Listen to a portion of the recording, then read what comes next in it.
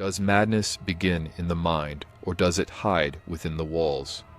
Some places are abandoned, but the darkness never truly leaves. Built in 1924 in the depths of a gloomy valley, St. Holowen Mental Asylum was a sanctuary for the darkest corners of madness. Its thick stone walls swallowed screams and the clinking of chains. But in 1978, everything turned into a nightmare. A patient named Daniel Wexler vanished from his cell one night. According to records, he hadn't spoken in years, just staring into the void, grinding his teeth. The nurse's final note was chilling. His eyes, like something's looking through them.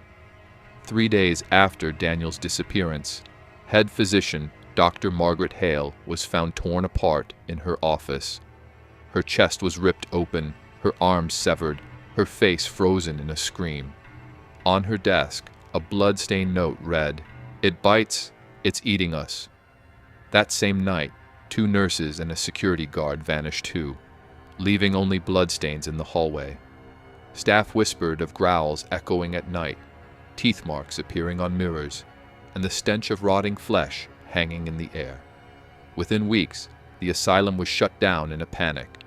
Its doors chained shut, and St. Holowen was left to its curse. But that curse never slept. Locals claimed they saw crimson flickers in the windows when passing by, heard guttural growls from beneath the ground on windless nights. Some swore they found dried blood trails on nearby trees. In 2023, a team of paranormal investigators decided to step into this nightmare. Armed with cameras, audio recorders, and thermal devices, they entered. The first few hours offered nothing but rusty gurneys and decayed patient files, until they reached Daniel Wexler's room. Room 13C sat in the asylum's darkest, coldest corner. The door should have been locked, but it slid open silently, as if recently used. Inside was a blood-streaked gurney, a shattered mirror, and walls scratched with jagged lines and bite marks. Team leader Sarah stepped up to the mirror and heard a whisper, "I never left." The voice was wet and guttural, like something smacking its lips. She aimed her camera at the mirror, and the screen showed a tall, gaunt shadow. Its mouth was unnaturally wide, teeth jagged, jaw dripping with blood. The thermal devices detected nothing, but a thick smell of blood suddenly flooded the room. Then Sarah heard a growl. She turned, and the shadow had stepped out of the mirror, leaning toward her. Its eyes were pitch black, saliva dripping from its maw. Before she could scream, it lunged, sinking its teeth into her arm. Bone snapped, flesh tore, and blood gushed out like a hot, dark river as the shadow ripped her arm clean off her shoulder. It chewed the limb, growling with delight, stuffing the torn flesh into its mouth. Sarah collapsed, thrashing in a pool of her own blood. The team rushed in to find her on the gurney, her left arm gone, blood pouring from the stump, soaking the floor red. She couldn't breathe, her eyes wide with shock. Her heart was seconds from stopping. The team dragged Sarah out and got her to a hospital just in time. Doctors miraculously saved her, but she was never the same. When she woke from intensive care, she couldn't speak, just wheezed gutturally, staring at the ceiling corners. Those who stayed by her side heard her rasp at night, "It bit me, it's still here." Worse still, in the hospital room's mirror, the shadow of her severed arm appeared. Its fingers twitched, reaching out. Doctors called it a hallucination, but Sarah's blood levels dropped every night without explanation, as if something was still draining her. The team reviewed the asylum footage and froze in terror. The shadow was caught on camera, biting Sarah's arm off, chewing it as blood dripped. After swallowing, it slunk back into the mirror, leaving a trail of gore on the floor. When the footage cut out, only Sarah's thrashing remained. As they fled the asylum, they heard one last growl behind them. "I'll eat you all." St. Holowen still stands today. Legends say Daniel Wexler didn't vanish. He became a ravenous shadow. Mirrors are his hunting ground, his teeth his curse. Everyone who enters leaves something behind. Their blood, a limb, or their life. And at night, the growl still rises from the asylum. I'm hungry. What do you think really happened at St. Holowen? Was it Daniel Wexler, or something much older lurking in the dark? Let me know in the comments, but be careful, some questions have answers that call you back. In 1927, Blackvale Sanatorium rose in the shadow of a desolate hill, promising revolutionary treatments for the mentally ill. From the outside, its gray stone walls and Gothic towers looked like a beacon of hope. But inside, patients were guinea pigs, subjected to brutal experiments, bloody procedures, and a hell filled with screams. Head physician Dr. Elias Mercer believed mental illness could be cured by shattering and resetting the mind. His method, dubbed void therapy, locked patients in pitch-black rooms for days. No food, no water, just concrete walls and their own terror. Mercer claimed they'd face their demons. But soon the patients changed. They stopped talking, their eyes hollowed out, their bodies alive, but their souls seemingly devoured. Some clawed at the walls with bleeding nails, leaving trails of gore. Others whispered, "Don't close your eyes. They're here." By 1935, Dr. Mercer had lost his grip.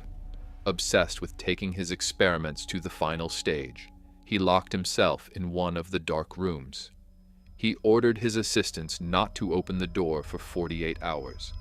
But within 24, the sanatorium turned into a nightmare. First came low whispers, then a guttural hum. Blood began seeping under the door.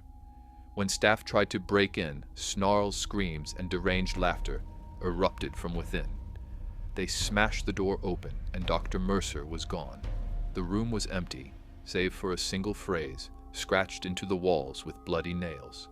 "Don't close your eyes, they're here." On the floor lay Mercer's severed finger, still warm and oozing. That night, the patients grew stranger. Some began to melt in the dark, their bodies dissolving from fingers to arms, as if something was eating them alive. Their screams echoed beyond the sanatorium, but no one dared help. Within a week, the staff vanished. Some fled, others were found as bloody rags in the rooms. Blackvale was hastily shut down and sealed until 1972. Its records were erased, but the whispers never stopped.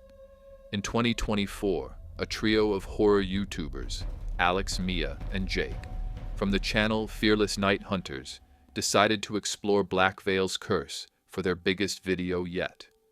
Armed with cameras, flashlights, and live streaming gear, they stepped inside. Despite decades of abandonment, the air felt alive, warm, almost breathing. Faint creaks echoed through dusty halls. Static buzzed on their equipment, and Mia spotted something, a fresh blood stain on the wall. When they found Dr. Mercer's room, the door was already ajar. Inside sat a rusty chair and a dust-covered tape recorder. Jake, grinning, said, "This is gold," and hit play. The tape whirred, and Mercer's trembling voice filled the room. "I looked at them, and now I'm here. Don't close your eyes. I feel their teeth." The voice morphed into a growl, then cut off. The lights flickered and died. Thousands of live viewers typed in panic. "There's something behind you." Alex swung the camera around, catching a shape in the dark. Tall, bony, with a gaping mouth of blood-crusted teeth. Mia screamed, "Shut the door!" But it slammed shut on its own, locking them in. The shadow lunged at Jake, its jaw sinking into his neck. Blood sprayed, splattering the camera lens red as it tore into his flesh, crunching bone. Jake crumpled, the shadow gnawing at him, as viewers abandoned the stream in horror. The feed stayed live. Mia and Alex pounded the door, desperate to escape. The shadow turned slowly, Jake's blood dripping from its maw, its black eyes glinting. The walls quaked as if alive. Blood oozed from cracks, turning the floor into a swamp. Something black and sticky wrapped around Mia's leg, yanking her toward the dark. Alex hurled the camera at the shadow in a last-ditch effort, and the stream cut out, but the audio lingered for a second. You closed your eyes. Now it's your turn. No one heard from Black Veil again. The YouTube channel went silent, but viewers buzzed about a single message posted from Alex's account after the blackout. I feel their teeth. Locals swear they still hear growls and screams from the sanatorium at night. Some claim to see Jake's silhouette in the windows, neck torn open but still smiling. Did Dr. Mercer fall victim to his own darkness? Or did something much older take him? You can't escape the dark forever, and remember, in Joseph City, the paranormal never ends. If you dare to hear more stories like this, like the video, subscribe, and join us.